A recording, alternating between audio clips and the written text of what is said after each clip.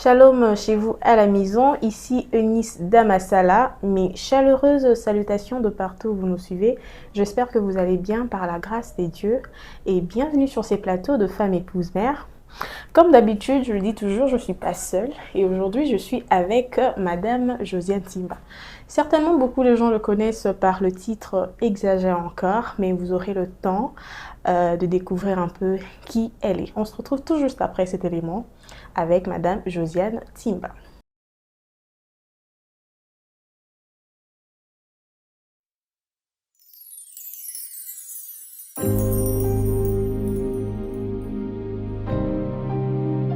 Je viens par ces chants encourager une personne qui est abattue sur le point d'abandonner. Ces chants intitulés Exagère encore. Ma prière est que le Seigneur exagère dans votre vie, dans votre ministère, dans vos études, dans votre famille, dans la vie de vos enfants et que sais-je encore. Je me rappelle lorsque je me suis mariée, le médecin a déclaré qu'il serait impossible pour moi et mon mari de concevoir. Mais saviez-vous quoi? Pendant que j'étais en train de chanter ces chants après 3 ans, je portais en moi cette bénédiction, j'étais déjà enceinte. Certainement dans les jours à venir, je vous parlerai de comment j'ai découvert que j'étais enceinte. Mais pour moi, j'aimerais à travers de ce chant encourager quelqu'un. N'abandonne pas, comme il est déclaré dans Jérémie 29:11. Je connais le projet de paix que je formais pour toi. Lisi bangolo ezanga suka bandeli. Je suis témoin de tes potentiels insondables. Et si kaminganga baloba qui est impossible, yesoye na makoki alona beyo sali ya kulika ya kulika.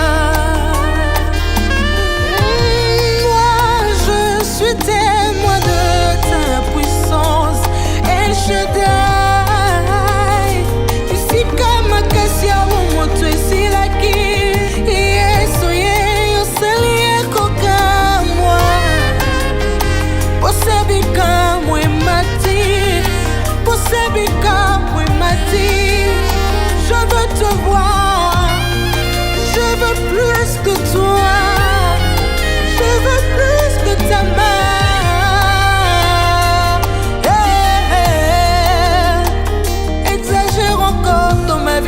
S'il te plaît. J'aimerais que tu le chantes, que tu le déclares avec moi, qu'il exagère encore dans mon vie. Alléluia.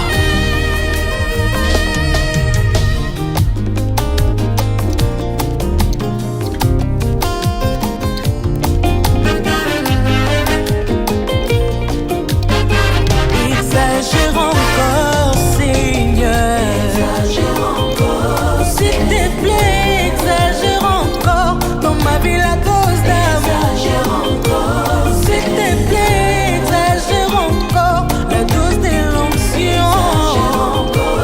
Yesu namona makambo na bona nanute. Yahweh naluka yololenge naluka nanute. Je veux plus de toi, plus de ta main dans ma vie. Sama kolu pesa manzebo ya sika toyeba lisusu. Kosako yembe matina yemba lisusu. Kosabi kamwe matina mona lisusu.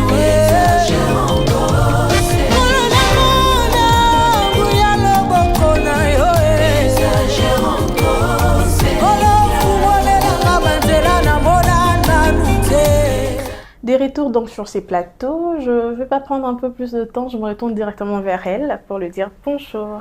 Bonjour Maman Eunice. Comment vous allez? Ça va par la grâce de Dieu, merci. Nous sommes ravis de vous avoir ici et on espère que Dieu va exagérer encore aujourd'hui dans nos vies.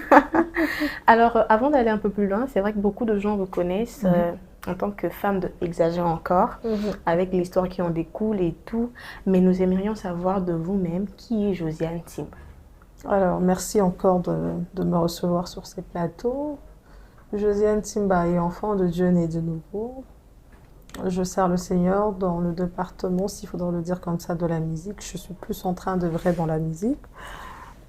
Hormis cela, je suis épouse de Messier Yvan et Couteau. Je suis maman du surnommé bébé exagère encore. Et hormis cela, je suis thérapeute et travailleuse sociale de profession. Je réside au Canada. Je suis native de la ville de Matadi. Donc voilà un peu qui je suis. Vous êtes jumelle? Non. Par contre, ouais, parce que je sais, hein, parce que quand on me pose souvent la question, comme je porte le nom de Timba, non, Timba c'est le nom de famille, donc de mon père. Mais par contre, de mon père, ses parents ou ses grands-parents sont de jumeaux, donc c'est parti vraiment un peu de cette manière-là. Parce que c'est le nom de mon père, il est ça. Alors, nous aimerions savoir votre histoire, l'histoire de votre appel. Comment est-ce que vous avez su votre appel à la musique? Alors, je suis exposée dans le chose de Dieu très jeune. Pourquoi? Parce que je suis née, grandie dans une famille chrétienne. De base, naître dans ces genres d'environnement permet ou encore facilite assez de ce facilite très souvent l'exposition à connaître qui on est. Pourquoi? Parce que cette chaleur familiale chrétienne te pousse davantage de connaître Dieu. Lorsque tu connais plus Dieu, tu te découvres, tu grandis spirituellement et tu deviens un peu plus conscient de ce que tu fais dans l'œuvre du Seigneur. Et c'est comme ça que c'est parti. J'intègre la chorale de l'Union musicale de la Borne à l'âge de 8 ans. Et je sers le Seigneur, mais je crois que c'est à l'âge vraiment de 12-13 ans qu'il y a eu une série de affermissements pour le jeu de baptême. Et j'ai eu une conversation avec mon père. C'est là qu'il me demande pourquoi pas tu suivais aussi les affermissements. Ça te permettrait d'enrichir ta connaissance du plan de vie spirituel et surtout de prendre vraiment assez conscience de ce que tu fais, bien que tu sois à la chorale, mais ça t'aiderait au fait de vraiment prendre au sérieux ce que tu fais pour le Seigneur. Et j'étais du même avis que lui, étant donné que j'ai participé à ces programmes-là, ça m'a permis vraiment de me donner pleinement dans les choses de Dieu. Et petit à petit, bien qu'en étant jeune ou encore adolescente à cette époque-là, mais les gens étaient à chaque fois en train de te répéter que tu étais appelé de Dieu. Et il y avait beaucoup de choses que j'avais déclenchées spirituellement. Très jeune, j'avais vraiment ces dons de vision, de voir assez de choses, et j'avais des messages assez clairs que Dieu aujourd'hui est en train de réaliser, que peut-être que j'avais compris il y avait 8 ans, quand j'avais 8 ans, quand j'avais 9 ans, peut-être pas avec la maturité d'aujourd'hui, mais j'étais assez consciente depuis cette époque-là que j'étais assez différente. Déjà pour moi, le premier signe, c'était que l'on m'accepte à cet âge-là dans la grande chorale de la Borne. C'est impossible. C'est soit tu es à la chorale de l'Ecodim, soit à la jeunesse. Mais c'était vraiment une particularité que l'on m'accepte dans la grande chorale l'Union musicale. Et il m'arrivait même d'intervenir à chanter. Donc, ces choses-là m'ont donné quand même de repères que Dieu m'avait certainement appelé dans ce domaine-là de la musique. Et en particulier, moi, je les prenais plus comme étant faire exercer mon don dans l'Église et pas en dehors de l'Église. Voilà. Ok, mais vous avez connu l'explos, si je peux le dire comme ça, au Canada? Quand je suis revenue. Ah, c'est quand vous êtes revenu ici. Ouais, c'est là que nous avons connu la chanson Exagère encore. On a connu le petit refrain Exagère encore puisqu'on l'avait tourné ici à Kinshasa, à Biwan. C'était le projet de mon label Light Pro. Et c'est au fait de là, bien avant, je pense que même, je crois, la partie Exagère encore est venue après. Puisque les gens m'ont encore plus découvert avec la reprise de la chanson Alléluia, Amen, c'est Kona, c'est Coco. On a chanté ça avec le frère Michel Bakena dans un programme qu'il fait Live AD. C'est une vision qu'il a où il invite de bien-aimés qui ont la grâce de Dieu, surtout dans la musique. Essayer de faire découvrir le grâce, s'il faut le dire comme ça. Alors, quand on a fait cet enregistrement-là, ça donnait un élan. Et c'était déjà genre... un envol, quoi. C'était déjà un envol. Et quand la chanson Exagère encore revenue, ça a juste propulsé, quoi. Alors, nous allons revenir sur Exagère encore, mais j'aimerais que nous puissions aborder un peu un sujet. Parce que vous avez C'est vrai que vous avez connu l'expo ici, comme vous l'avez dit, mais vous vivez au Canada, vous êtes ici, vous êtes à cheval entre les deux pays et peut-être dans d'autres pays. Alors, il y a quand même beaucoup de jeunes filles qui sont appelées à la musique, mais qui n'ont pas les opportunités que vous avez eues. Pas seulement dans la musique, mais dans la vie courante, dans le quotidien.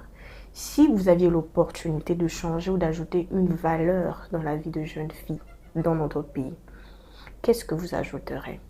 Alors, il faudrait, si je prendrais d'abord un verset de la Bible qui dit « Le Seigneur dispose favorablement le pas de juste ». C'est lui qui conduit nos pas vers la bonne porte, les bonnes opportunités. Puisque, encore, la Bible dit, si ce n'est pas lui qui est le bâtisseur, c'est là qui bâtisse en vain, c'est là qui veille en vain. La grande majorité de tout ce que je fais, personnellement, dans ma vie, est associée à ce que Dieu me dit de faire. Puisque, quand je le fais en associant Dieu, je ne fournis plus les efforts humains. C'est-à-dire, le Seigneur prend plus la place à m'orienter comment les choses doivent être faites. Il y a la part de Dieu et il y a la part de l'homme. Alors, s'il faudra revenir sur une valeur, déjà, j'apprécie la femme congolaise. C'est une femme qui aime se découvrir. C'est une femme qui se lance dans des défis. Et cette valeur ajoutée, ça serait de s'améliorer, de se développer encore, enfin de s'affirmer, de se confirmer. La femme congolaise ne devrait pas être simplement une femme spirituelle. La femme congolaise, c'est cette femme qui crée de l'équilibre dans sa vie professionnelle, dans sa vie étant qu'épouse, dans sa vie étant que servante de Dieu. C'est-à-dire quand on crée de l'équilibre, on a même cette joie de vivre. Pourquoi? Parce qu'il y a une satisfaction qui est touchée de part et d'autre.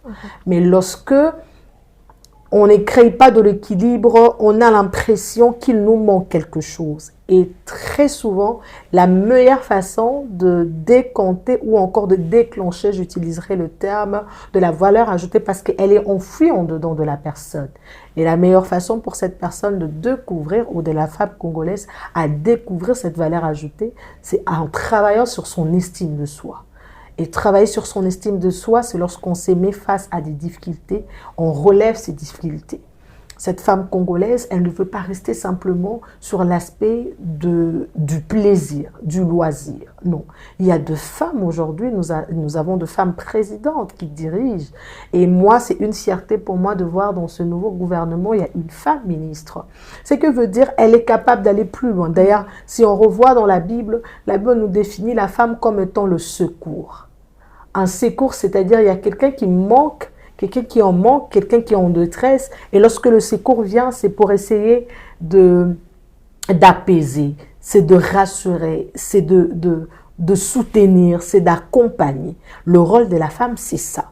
Déjà du moment où la femme congolaise découvre qui elle est, elle a la flexibilité de se mettre en avant pour dire que je peux, puisque s'il n'y avait pas la femme, on n'aurait pas eu la reproduction dans le monde. C'est la femme qui est la richesse même. Si aujourd'hui on a 2 hommes, c'est parce qu'il y a quelqu'un qui porte 9 mois et qui donne la vie. Et même la Bible dit que la femme sage, c'est celle qui bâtit. Bâtir une maison, ça prend beaucoup d'énergie. Mais c'est sur elle qu'on repose ça. C'est à elle qu'on donne la responsabilité.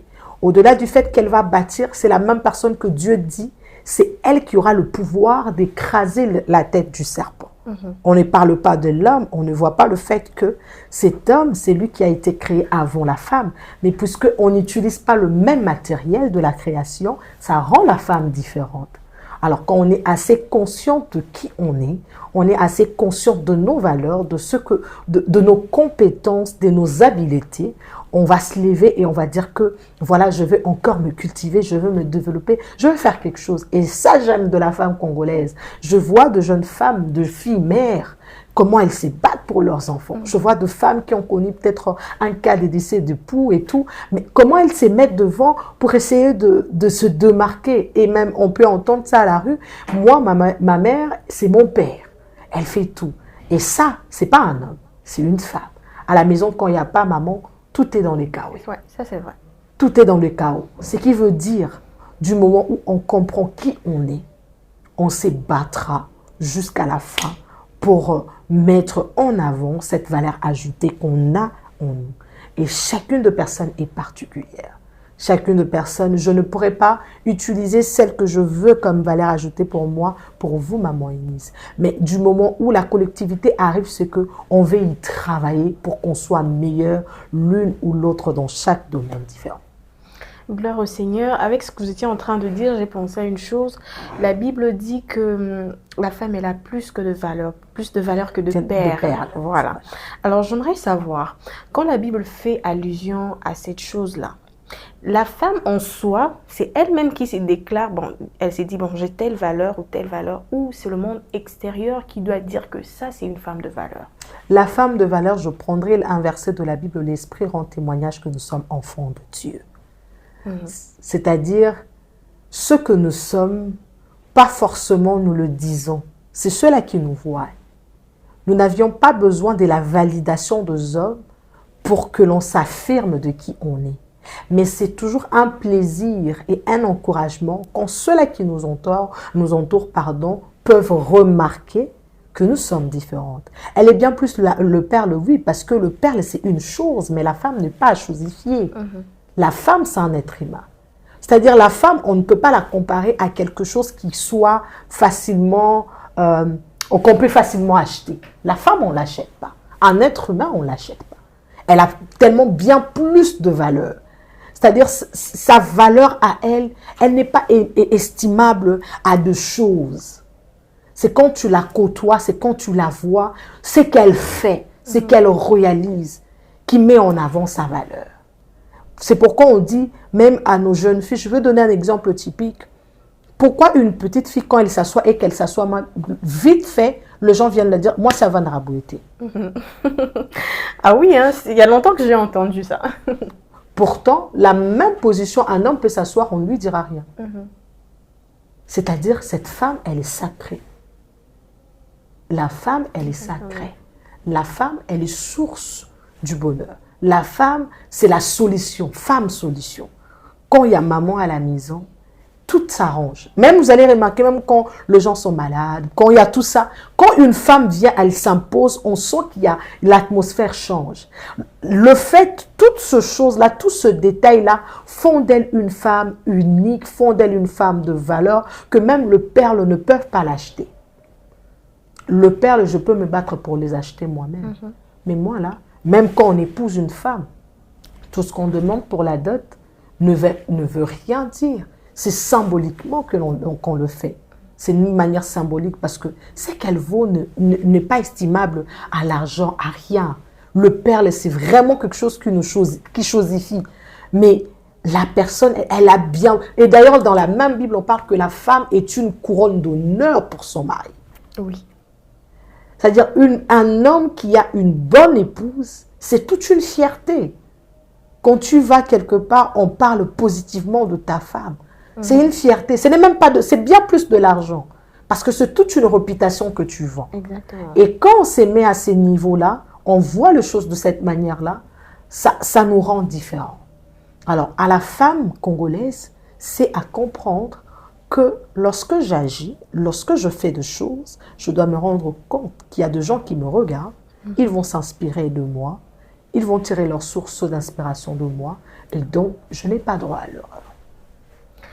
Exactement, merci beaucoup pour cette lumière apportée à cette question en tout cas. J'espère que ceux qui vont nous regarder à la télé vont comprendre cela. Ça, c'est vrai.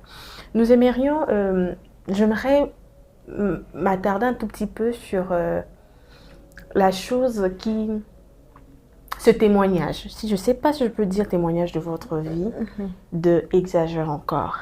Mais avant ça, par rapport à votre expérience jusqu'à arriver là où Dieu vous a emmené aujourd'hui, que pensez-vous de l'adoption? Je lis dans la Bible, il y a 2 gens qui ont été adoptés. Je prendrai une histoire, c'est Moïse. Oui. Moïse a été adopté par la fille de Pharaon. En tout cas, je n'ai pas vu venir ça. Hein? Je me rends compte que c'est vrai. Moïse a été adopté par la fille de Pharaon. Ce qui veut dire pendant que Pharaon a décrété la loi de tuer tout le mâle, Dieu lui avait sélectionné déjà Moïse. Mais il permet la circonstance que sa maman, Abouakaï, que quelqu'un d'autre le prenne, pour qu'aujourd'hui qu'on ait une histoire assez pertinente, puissante même, qui nous réconforte dans notre marche chrétienne. Dans la Bible, je comprends que l'adoption n'est pas une mauvaise chose, puisque même dans la Bible, nous sommes adoptés par Dieu. Nous sommes des enfants de Dieu par adoption. Donc, l'adoption n'est pas quelque chose de mal. Tout dépend de l'intention, puisque l'idée peut être bonne. Mais si l'intention, c'est d'aller vendre un enfant, ce n'est plus bien. Je préfère que tu le laisses avec ses parents en train de souffrir. Voyez-vous? Donc, l'adoption n'est pas quelque chose de mal. Il y a de ceux-là qui n'adoptent pas parce qu'ils ont un problème de conception. Moi, il y a des couples avec qui je parle, peut-être 2 fois dans des entretiens dans mon cabinet. Ce sont des personnes qui veulent tout simplement... Une femme qui te dit « Je ne veux pas voir mon corps changer ». Oh là là, c'est quand même quelque chose. Hein. C'est-à-dire, pour nous, dans notre tête, l'on pense que l'adoption, c'est seulement lorsqu'on ne peut pas concevoir. Non. L'adoption peut arriver pour plusieurs raisons, encore de raisons très personnelles aux couples qui décident d'adopter. Moi, je n'ai jamais été contre, puisque dans la situation de la stérilité dont je me retrouvais, je me voyais absolument aller avec l'option de l'adoption au cas où la conception médicalement assistée n'aboutissait pas, on allait adopter. Alors moi, je ne suis pas contre l'adoption, mais tout dépend des intentions. Parce qu'après, adopter, c'est bien, mais traiter cet enfant comme le vôtre, c'est encore mieux. Puisque si on ne donne pas de l'amour à cet enfant qu'on adopte, je préfère que l'on le laisse. Donc, vous allez remarquer, la fille de Pharaon prendra Moïse et il les considère comme étant son propre fils. Exactement. Il a été un fils digne de cette maison, ayant le droit, surtout comme étant moi Noabotamakinanda. Donc, ce qui veut dire, du moment où l'intention est bonne, vous allez remarquer qu'il y aura la main de Dieu, puisque bien que Moïse soit adopté, cela n'a pas annulé le plan de Dieu ou le projet de Dieu sur sa vie. Il est devenu le Moïse de Moïse que nous connaissons dans la Bible. Donc, du moment où les bonnes intentions sont présentes, c'est bien de le faire, de suivre la procédure et de le faire. Si encore ça vous ramène de la consolation, ça allège un peu, parce que la stérilité, c'est pas quelque chose à prendre à la légère.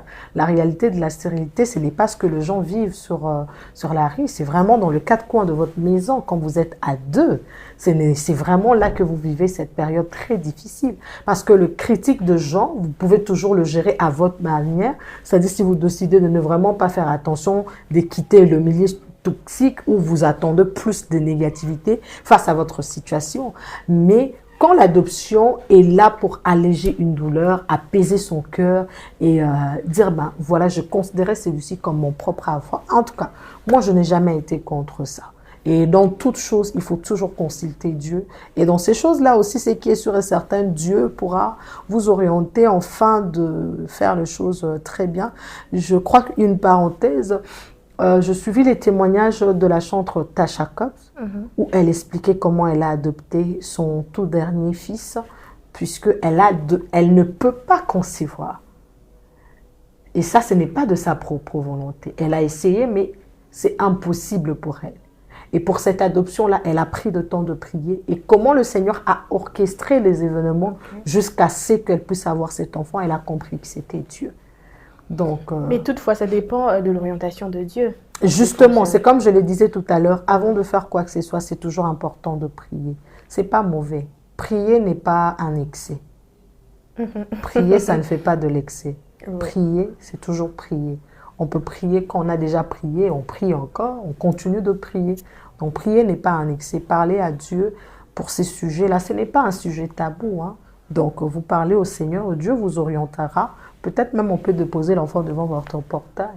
Tu n'auras pas à faire beaucoup des efforts. Peut-être quelqu'un de ta famille qui peut laisser l'enfant, peut-être la personne est morte. Il y a tellement des événements qui peuvent se succéder et tu comprends le langage de Dieu que, ah voilà, le Seigneur te responsabilise. Il y a de ce genre qui peut-être sa sœur ou son frère a laissé les enfants plus jeunes et aujourd'hui ils ont pris la responsabilité comme c'était leurs enfants et personne ne connaît l'histoire. Donc, moi, je conseillerais de prier. Et du moment où ça peut rapporter de la joie et un sourire, il faut le faire.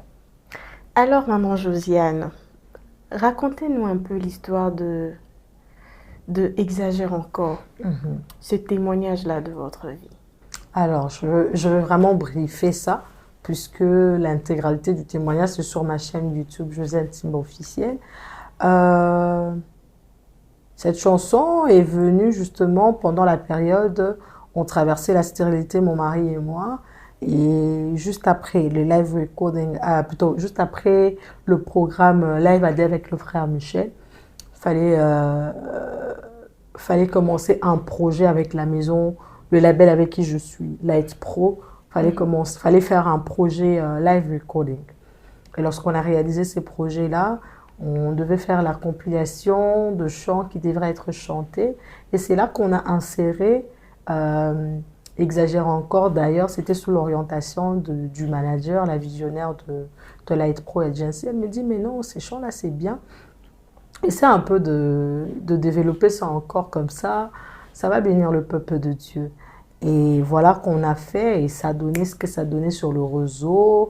Et pendant cette même période-là, pendant que je chantais justement, moi dans le live, je demandais à Dieu de me bénir avec un enfant.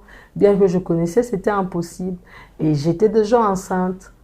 C'était impossible parce que les médecins ont dit que c'était oui, parce qu'ils n'ont même pas simplement dit, ils ont certifié, c'est là avec des résultats qui prouvaient que oui, il serait impossible voilà, ils utilisaient d'ailleurs le terme, qu'il n'y aura pas de procréation pour nous. Alors, j'étais déjà enceinte, moi je ne savais pas.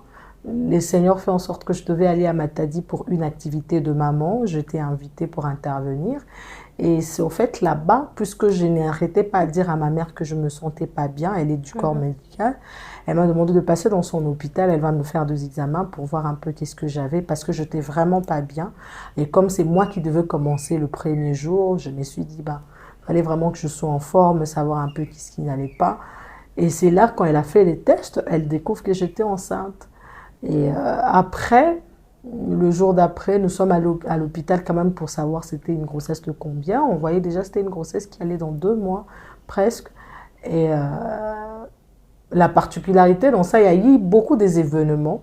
Je connais, avec mon mari, on était sur une moto, on a connu un accident. Donc j'étais enceinte avec mon bébé dans le ventre. Je pense que c'est Dieu qui a permis que vous ne puissiez pas savoir tout de suite, sinon vous allez paniquer. Voilà. Donc, on découvre la grossesse, la chanson continue de bénir pendant ce temps-là. Oui. Et on décide avec mon mari de se cacher pour que je vous lis très bien dans toute discrétion. Ça a été fait, je rentre au Canada, j'accouche. Le niveau dans lequel partait l'évolution de la chanson nécessitait l'intégralité. Alors, j'étais obligée avec mon bébé et ma plaie de la césarienne, aller au studio, j'ai chanté, j'ai fait les clips. Même dans le clip, j'ai une très grande bande de césariennes, personne ne le sait. Donc, lorsqu'on finit le clip, on lance la chanson et ça donnait ce que ça donne. En tout cas, la chanson bénit énormément. Amen. Bon, le Saint-Esprit met toujours l'huile qu'il faut afin que ça soit de l'actualité. Amen.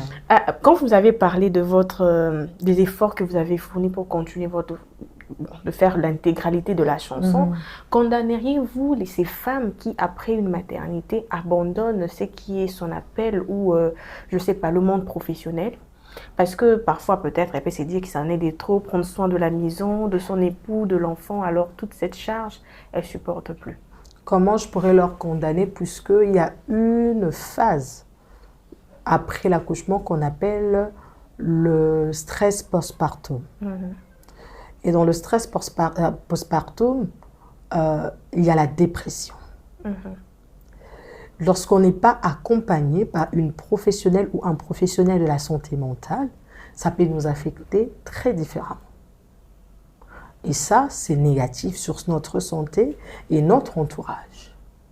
C'est pourquoi, ça, par contre, c'est le fait que c'est une parenthèse, mais le fait d'aller vivre assez longtemps au Canada et faire des études dans le domaine de la thérapie et de la santé mentale, je me suis rendu compte que c'est un sujet tabou qui n'a pas encore été vraiment exploité ici dans mon pays. Oui, c'est vrai. Puisque beaucoup de choses qui se passent à l'Occident, les gens le vivent aussi. Mais ils ne savent juste pas que pour ça, ça nécessite de voir une personne professionnelle de santé mentale. Alors, certaines femmes qui prennent la décision de faire l'abandon du poste par rapport à un travail donné, puisqu'il y a une pression, parce que c'est ce que ces femmes-là ressentent. Tu as l'impression que tu as une pression. Et à un moment, tu dis, je ne veux plus, je veux prendre. Et ça, c'est normal. On ne peut pas condamner. Maintenant, la professionnelle de la santé mentale, qu'est-ce qu'elle fait? Elle viendra justement pour accompagner cette personne jusqu'à ce que la personne soit prête justement de reprendre ses activités. Et ça, je parlais de l'aspect médical ou encore professionnel. Mais s'il faudrait toucher l'aspect spirituel, il y a de ces personnes, peut-être après ce qui s'est passé, le Seigneur nous demande de prendre un recul, afin de se ressourcer. Et si le Seigneur demande à ces personnes de ne pas communiquer les interdits de pourquoi ils devaient faire ceci ou faire cela, elle ne nous donnera aucune explication. On remarquera tout simplement la personne s'est éclipsée, la personne a fait un retrait. Et très souvent, quand ces personnes reviennent, elles reviennent très fortes, très puissantes. Ça, c'est dans l'aspect spirituel. Pourquoi? Parce que le Seigneur veut que cette personne se ressource. Cette personne doit comprendre. Et très souvent, lorsqu'on fait un retrait, c'est pour annoncer la prochaine saison. Ok. Et dans la prochaine saison, ça ne demande pas qu'on s'affiche. Cette saison-là permet à ce que l'on se ressource, que l'on comprenne l'orientation de Dieu par rapport à ça, comment les choses doivent être faites. Et pendant cette même période, il y a le Seigneur qui nous sépare de certaines personnes. Et ça, ce sont des choses que tu ne pourras pas vivre assez facilement avec beaucoup de joie et de sourire. Parce qu'il y a des personnes que Dieu t'enlève où tu avais encore besoin d'eux, mais Dieu te dit que je te remplacerai. Ces personnes-là, d'une manière ou d'une autre, je sais ce que je suis en train de faire, tu me crois, tu me fais confiance, laisse-moi faire. Et tout ça, ça devient beaucoup. Et quand tu n'as pas une très bonne personne à tes côtés, ton mari ou ton épouse, ça peut avoir de répercussions négatives. C'est pourquoi, peu importe la décision que l'on prend, dans le processus d'une guérison ou de quoi que ce soit, dans un domaine très particulier de la vie, créons l'équilibre, ne les faisons pas que spirituellement, trouvons-nous une personne aussi dans le domaine de ce par quoi nous traversons. Très souvent, c'est relié médicalement. Trouvons-nous une personne de la santé mentale, je suis là. Trouvons-nous des personnes spirituelles, vous avez vos encadreurs spirituels. Créons de l'équilibre. De peur qu'on n'ait que de femmes spirituelles, mais émotionnellement, elles sont épuisées. Elles ne sont pas disponibles. Qu'on ait de femmes psychologiquement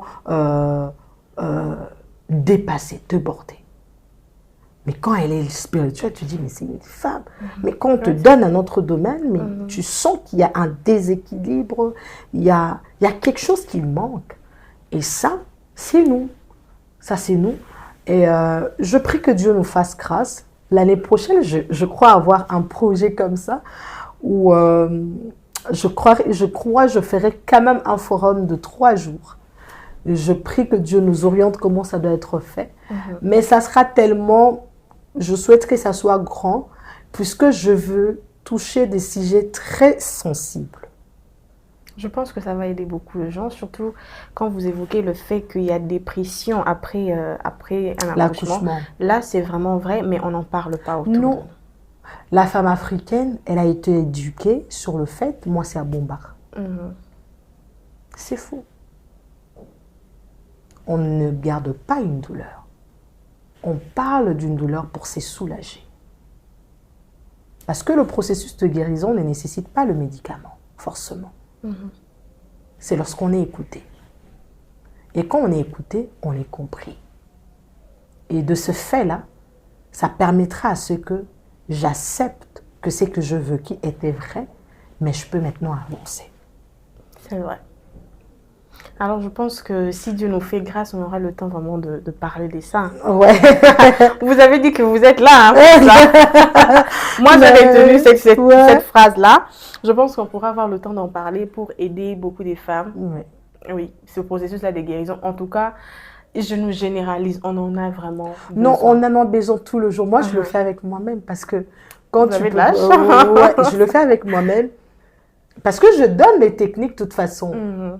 Quand tu as un miroir chez toi à la maison, ça c'est un exemple très simple. Je ne le donne pas qu'aux femmes. J'ai des hommes avec qui je partage et qui les a beaucoup aidés. Je demande d'aller vers le miroir. Dis-moi, de ton âge, à 15-20 ans passés en arrière, qu'est-ce que tu souhaitais devenir? Ok. Je pense qu'il faudrait faire cet exercice-là de temps en temps. Et donc, j'ai la réponse de la personne que tu es aujourd'hui. Qu'est-ce qui te manque d'accomplir ça? Puisque j'ai découvert, il y a deux femmes tellement talentueuses, tellement bénies, elles ont du potentiel.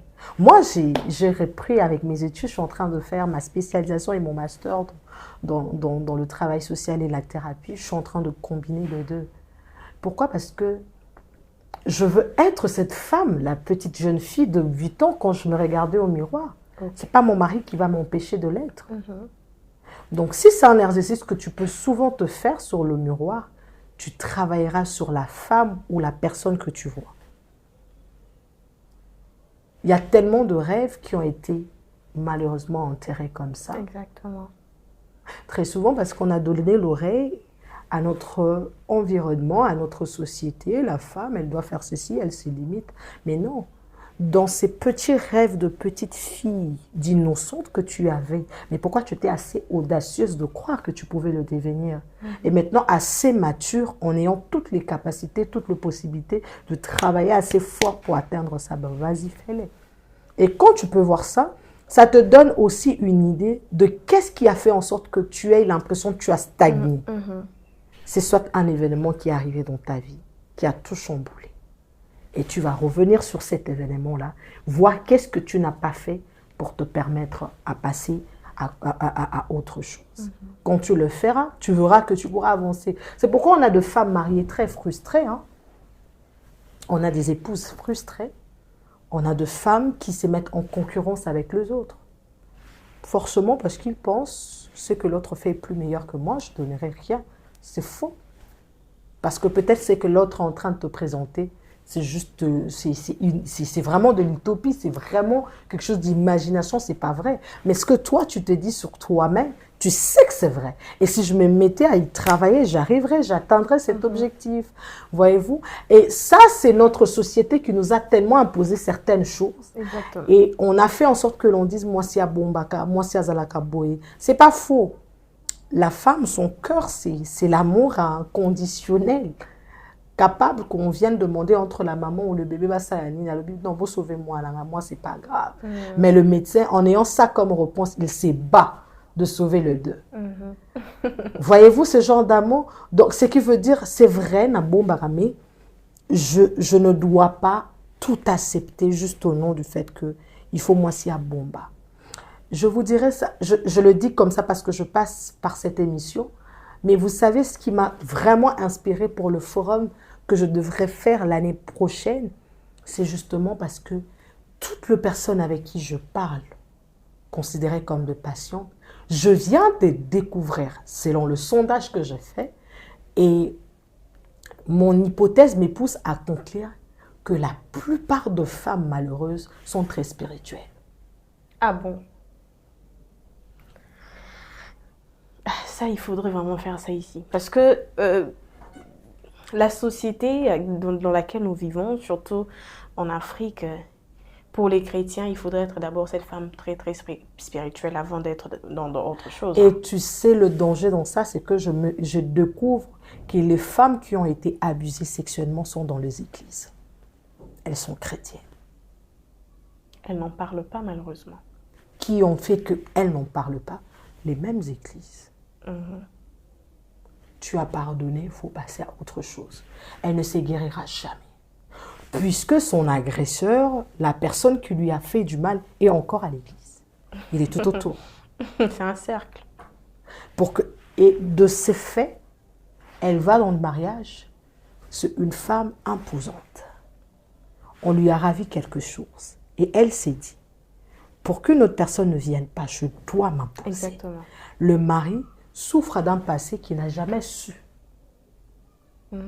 Donc, quand il n'y a pas de guérison, on a un cycle. Et qu'est-ce qui arrive, c'est que cette femme, ce genre de femme, donne naissance à un ou deux enfants qui auront le même caractère que lui. Pourtant, ces enfants-là n'étaient pas supposés être comme ça. Mais ils ont été forgés. Pourquoi? Parce que c'est ce qu'ils voient maman reproduire. Je ne fais que capter Exactement. ça. Et je me suis rendue... Ça, c'est vraiment de ma connaissance et de mon expertise. La plupart de femmes abusées sexuellement sont dans des églises. On nous prêche comment être de bonnes épouses, mais on ne nous parle pas de la guérison. Je ne serai pas une bonne épouse si je grandis dans une famille où il n'y avait que de la violence. Ça m'a rendue une femme violente dans mes propos. Ça, ce ne sont pas des choses qu'on touche. On nous va plus, il faut pardonner. Je pardonne qui? Un oncle qui m'a violée et qui n'a jamais accepté le fait qu'il a fait ça. C'est difficile, ça bloque tout. C'est pourquoi on essaie de motiver. Il n'y a que des événements sur l'entrepreneuriat, il n'y a que des événements spirituels, de jours de prix. Il n'y a pas ça pendant 2 semaines. Ou de partout dans le coin de Kinshasa, les femmes viennent, na lingala, na français, les gens sont en train de... Je te dis que ça sera de guérison énorme, sans pourtant parler en langue, sans pourtant toucher les gens. Parce qu'il y a des parents qui vont s'en vouloir de ne pas avoir su qu'il y a tout ça qui se sont passés dans la maison. Donc, ça sera une guérison énorme et ça sauverait plusieurs générations. Exactement. Nous aimerions en tout cas prendre part à cela. Et puis quelqu'un qui est à la maison, certainement, qui traverse cette situation, s'est dit qu'il aimerait bien participer à cela. Je prie que cela soit... Que Dieu nous fasse grâce. Je suis en train de le porter à cœur. Oui, que Dieu vraiment nous aide à bien porter ça à cœur afin que nous puissions toucher cela. Amen. Parce que ça va aider beaucoup de gens. Surtout quand vous avez parlé de la dépression. Ah là, c'est sûr. Parce que parfois, je me retrouve dedans. Hein, tu sais Oui. Je me dis, ah bon, c'est normal ou... Mais Non, tu sais pas normal. en parler. Non. Tu sais pas si c'est normal ou pas. Moi, je l'ai vécu pendant 6 mois. Quand j'ai accouché au Canada, je n'avais personne. Ni ma mère, ni mon mari. J'étais seule avec mon bébé. C'est un premier accouchement. C'est une première grossesse, une première expérience. Et tu n'accouches pas par voie basse. Tu accouches par césarienne. Vous étiez donc seule. Seule. Donc, tu as la dépression. Tu as le cri de pleurs du bébé qui ne s'arrête jamais. Tu es dans une phase où tu te découvres comment être maman. Je ne parle pas d'être tata, mais je parle d'être maman. Oui. Tu allaites le premier allaitement qui font tellement mal. Tu vis tout ça seul. Tu as la dépression. Le seul moment que tu es calme quand tu es sous la douche. Tu pleures. Tu dis, Seigneur, donne-moi la force parce que je ne sais pas. À un moment, il y a ton bébé qui pleure, tu le regardes, tu ne sais pas quoi faire. Tu sens que tu as une forte pression. Tu dis, Seigneur, non. Ce petit bébé, il a besoin de moi. Je ne pourrais pas. Et tu sens que le Saint-Esprit calme, apaise. Et après, qu'est-ce que tu fais? Je parle avec une personne de la santé mentale. Voilà comment je me sens. D'ailleurs, au Canada, c'est ce qui se passe quand une femme accouche. On envoie toujours on envoie toujours une infirmière pour t'accompagner pendant ces quelques mois-là. Question que tu t'adaptes à ta nouvelle vie de mère et tout. Quand tu ne te sens pas bien, cette infirmière-là s'occupe du bébé. Toi, tu as le temps de repos. Je l'ai d'ailleurs fait avec une de mes amies, une de mes sœurs, Getty. Elle a passé avec moi tellement de jours. Question de me donner un peu le temps parce que tu peux te faire du mal. Mhm. On a eu des cas comme ça, une femme qui est dépressive, ben, elle ne s'y porte pas, elle prend l'enfant, elle le met dans le congélateur. Non, pas jusqu'à ces points quand même. Mais là, on comprend s'il y a le côté spirituel qui intervient. Mhm. Alors, vous avez parlé de l'exercice que vous demandez souvent à vos patients de faire. Bon, je me dis, si je pose cette question-là, vous le faites déjà et puis vous êtes même professionnel dans ça. Mais quand même, tout en sachant qu'il y a quelqu'un qui a traversé la même situation que vous. Que vous diriez-vous à cette époque-là, sachant qu'une personne traverse la même situation que vous et voyant qui vous êtes aujourd'hui? De la stérilité. Exactement. Je l'ai dit tout à l'heure, que cette période-là n'a jamais été alléchante. Ça n'a jamais été une période où il y a la joie. Puisque pour ceux-là qui sont mariés, qui le vivent d'ailleurs, ils savent que ça fait perdre le plaisir d'être en intimité avec son conjoint ou sa conjointe. Ça tue à petit feu votre flamme d'amour. Vous n'arrivez plus à l'entretenir. Pourquoi? Psychologiquement, tu sais, en faisant cela, ça ne va aboutir à rien. Pourquoi on va le faire? Ça, c'est l'œuvre du diable. On s'aime d'abord, mon Dieu. Les enfants viennent après. Ils sont le fruit de notre amour. Et pour en arriver là, il faut passer assez du temps dans la présence de Dieu pour comprendre ces choses. Et c'est ce que je fais. Prier, c'est la meilleure façon de comprendre la pensée de Dieu face à une situation. C'est lorsque tu pries, Dieu te communique sa pensée, te fait comprendre pourquoi tu traverses ça, même s'il ne te fait pas voir le chemin par lequel tu passes, c'est que ça va donner, et te dit simplement, je suis avec toi. Et si je conseillerais à cette personne, c'est de faire tellement confiance en Dieu. Même lorsque tu te retrouves tellement coincé jusqu'au fond du mur, dis-toi que Dieu est capable de faire quelque chose. C'est pourquoi il dit, je connais, dans Jérémie 29, 11, je connais le projet que je formais pour toi. Celui qui parle de connaître n'est pas ton père, c'est pas ta mère, mais c'est celui qui t'a créé.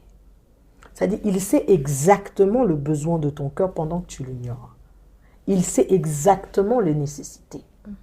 Et quand toi, tu perds le contrôle de ce qui se passe, lui, il en a la maîtrise. Confie-toi en lui. Prie, entoure-toi de bonnes personnes. Ça, c'est très important. Lorsqu'on est entouré de bonnes personnes, on dégage, il n'y a que des ondes positives qui sont dégagées. On a des personnes qui prient pour nous. Ces personnes se présentent comme des Aaron et Hur. Je suis sur la montagne, mes mains commencent à se fatiguer, vous montez très vite, vous me soutenez parce qu'on doit gagner contre Amalek. Donc, il faudrait que l'on soit bien entouré et s'aimer à tout prix. Et la bonne chose, dans mon cas, j'ai une très belle famille.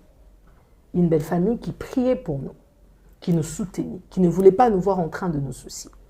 Peut-être le cas de la personne qui nous suit est très différente. Prie. Il y a une chose que j'ai découvert avec le Seigneur, c'est qu'il est capable de changer même le cœur d'un incrédule à un homme rempli de foi. Donc, si tu te retrouves dans une mauvaise belle famille, bah comme un sujet de prière, non. Tu deviennes un sujet de prière pour toi. Et Dieu va s'en charger. Prie, entoure-toi de bonnes personnes, reste positif et profite au maximum de ton mariage. Profite au maximum. Celui que tu vois en face de toi peut te quitter dans la prochaine seconde, la prochaine minute. Ça, c'est vrai. Alors, puisque vous vous aimez, bénéficiez de votre amour, restez plus sur ce qui vous donne de la joie, qui vous donne la paix, qui vous procure la paix. Moi, c'est ce que je commençais à faire. Je m'entourais de gens que j'aimais.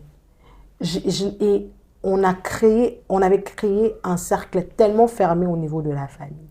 Personne ne savait ce qui s'est passé dans notre vie, sauf nos membres de famille et des amis proches. C'est très important. C'est là où je conseille aux gens de faire le filtrage de son entourage. Puisque si tu n'es qu'entouré de personnes qui sont négatives, de personnes qui parlent en mal de toi, de personnes qui vous font comprendre que ça ne va pas aboutir, bon, il y a toujours de langage assez négatif, de choses où il y a beaucoup de légèreté même dans le langage, ça ne va pas t'aider. Et c'est important d'être bien entouré. Prier n'est pas abandonner sa foi. Aimer Dieu plus que tout, peu importe ce que tu traverses. L'amour de Dieu ne devait pas être proportionnel à ce qu'il nous donne.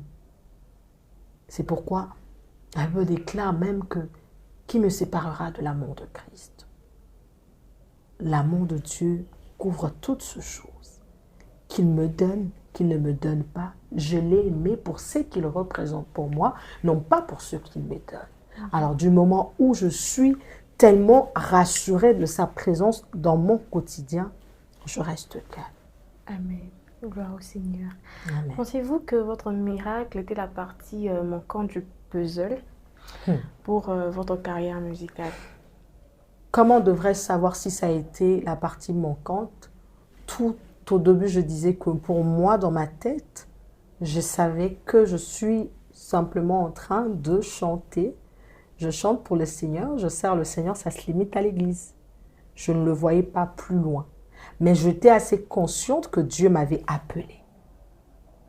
Mais quand est-ce que cela se manifesterait d'une manière spectaculaire, s'il faut dire comme ça je ne savais pas.